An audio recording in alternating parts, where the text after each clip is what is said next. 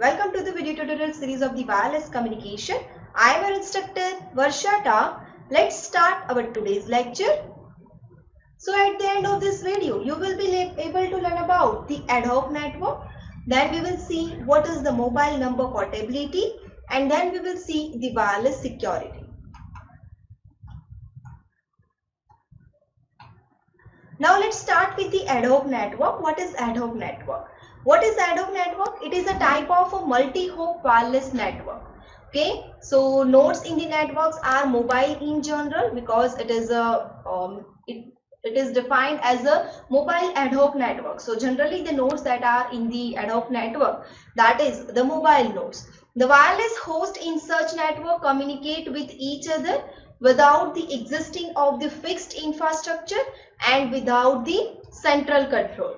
Okay, a mobile ad hoc network can be connected to the other fixed networks also or to the internet also. Okay, so ad hoc network can be communicated with other types of network also. Most of the ad hoc networks use the allocated frequency for the industrial, scientific, medical band. That is ISM band, that is used in the Wi-Fi, used in the Bluetooth. Okay, so this all the technologies are using the free license band. Now, what are the advantages of the ad hoc network? Ad hoc network have the several advantages over the traditional network. Like ad hoc network can have the more flexibility than the traditional network. Why? Because you have to establish the proper infrastructure for the infrastructure based network, as we have seen in the Wi-Fi. Basically, there are two types of network, that infrastructure based network and ad hoc network. So Wi-Fi is also the ad hoc type of network. Okay, so it is better in the mobility. You can move anywhere. Okay, it can be turned up and turned down in very short time. Okay, it can be more economical than the infrastructure based network. It considered a robust network because it is non-hierarchical and distributed control and management mechanism. We don't require any centralized coordinator in this ad hoc network. Only the device they are participating in the network, they are the coordinator itself. They are managing that transmitting and the receiving of the data. Now, which are the applications of the ad hoc network?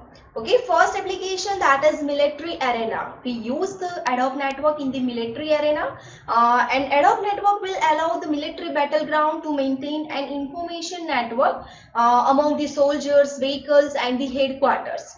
Okay, then next you can use in the provisional levels. That means the ad hoc networks can build the instant link between the multimedia network, and using the notebook computers or palm top computer or the spread, and you can share the informations among the participants. So for example, you can take the example of the conference. Okay, so conference that is based on such type of ad hoc network. Okay, but then it is the personal area network. A personal area network is a short range localized network where the nodes are usually associated with the given range. That is the Bluetooth, Wi-Fi, these all are the type of the ad hoc network. Then it can be used in the industry sector. How? Ad hoc network is widely used for the commercial applications. Ad hoc network can also be used in the emergency situations such as the disaster relief. Okay, the rapid development of the non-existing infrastructure makes the ad hoc network easily to be used in the emergency situation. But if the infrastructure based network is that, it may be because of the disaster, it may be broke down, the system fail, or anything can be happen. But in ad hoc network, we don't require any infrastructure, just device to device communication is that. Then the Bluetooth. Bluetooth can provide the short range communication between the nodes such as the laptop and mobile phone. So we can say Bluetooth is the one type of the ad hoc network. Wi-Fi is also infrastructure based network as well as the ad hoc network. Now, which are the technical challenges and issue, or we can say which are the disadvantages in the ad hoc network? So first one is the limited wireless range. Limited range is that above the range you cannot transmit the data. Hidden terminal problem is that packet losses may happen because the data is traveling in the air. Okay, then routes can be changed. It doesn't mean that always it will follow the fixed route, always it will follow the same route. It doesn't happen in the ad hoc network. Then device heterogeneity. device may not be compatible to each other, then battery power constraint is there in the ad hoc network. Now next topic is the mobile number portability. I think all of you aware about this, the mobile number portability. All of you have done this also. Okay, suppose you want to move from one service provider to another service provider. So that is what you are doing. You are porting your number from suppose Vodafone to Jio, from Jio to Vodafone, Jio to Idea, Jio, or any service provider is that. Okay, so what is the mobile number portability? The mobile subscribers enables to change their service providers, their locations without having to change their existing phone numbers. You don't have to change your existing phone number, you just change your service provider. Okay, so that can be happen with this facility, that is mobile number portability. Now life before MNP, when MNP is not introduced, at that time what was happened? So mobile consumers find it hard to move from one network operator to the another network operator with the better plan unless they are ready to change their old mobile number and update all their contacts with the new number. Okay, you can move to the new service provider when you want to change, when you will access that you will accept that your mobile number will be changed, and you have to give the new mobile number to all your relatives, all your friends. Then and only then you can change to the new service providers. But now with the MNP, you don't have to change your mobile number. You can port in the any service provider. The result is consumer often stick to one operator even if they are dissatisfied with the plans and the customer service. Now with the launch of the MNP, okay, so consumer can easily switch between one operator to the another operator. They are offering the different plans while retaining their old numbers. Now let's see, these are the different types of the number portability. This is the operator portability, service portability, and the location portability. Now let's see about this in detail. So what is location portability? It is the ability of the user of the telecommunication service to retain the existing directory, means existing numbers, without impairment of the quality, reliability, or the convenience when moving from one physical location to the another physical location. Suppose you are moving from one place to another place, but still your mobile number will be same. Okay, so that is the location portability. If you are moving from Ahmedabad to Goa, then still you have the same mobile number. In this case, a given telephone number could be associated with any network termination device independent of the location. Now next one is the operator portability. So subscribers can change the operator while retaining the same phone number. Okay, so it is also called the service provider portability. Now this type of portability is for the same service, for example fixed to fixed, and for the mobile and mobile to mobile. Now next one is the service portability. So it is the ability of the end user to retain the existing directory number, that means existing your phone numbers at the same location as they change from one service provider to another, for example from fixed to mobile, but still they have the same phone number.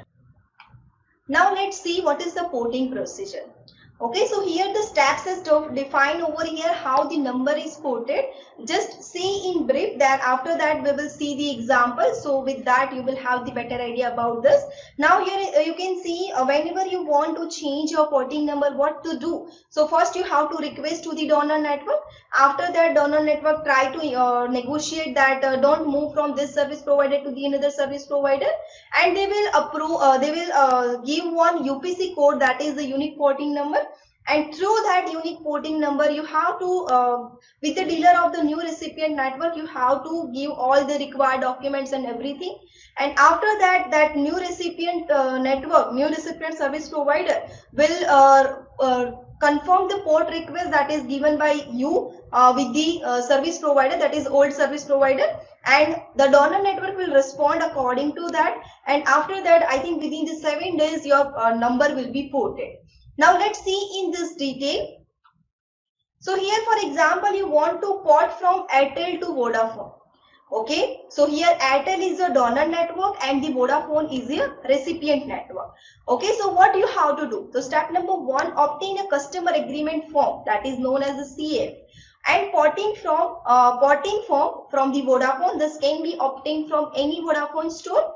Then next step is what? Obtain your unique porting code, that is UPC, by sending an SMS from the mobile number you want to port to the number, that is 1900, with the text message that is starting with the port. Okay, and after that you have to dial your entire phone number. Then in the step 3, complete the customer acquisition form and porting form, and remember to enter the unique porting code that correctly on the porting form. Okay, and there's a unique porting code that will be valid for the 15 days. Okay, and then in the next step, submit the completed porting form and the customer acquisition form along with the requisite documentary proof that you have to provide whenever you are going to buy the new SIM card or when you are going to porting your number. So of the mobile service provider to your new provider Vodafone. Okay, now step 5, you will be given a new SIM card from the Vodafone after paying that required rupees, for example, rupees 90. And after that, Vodafone will give you the porting that with usually within the 7 days, your number will be ported to the Vodafone. Now replace the old SIM card and new SIM provided by the Vodafone, your new mobile phone service provider after the specified porting date and the time. And now with the step 8, you are done. You are switched to the Vodafone and kept your number as it is same as you have in the Airtel. Okay, so these are the steps that will be followed when you are going to port your number. Now next topic is the wireless security. Okay, so what is wireless security? Like the system security and the data security, keeping a sound knowledge about the wireless security measures, it's also essential for the security professionals. Okay, so it is also as much as needed as you need the data security. So it is because the different wireless security mechanism have the different level of the strength and the capabilities.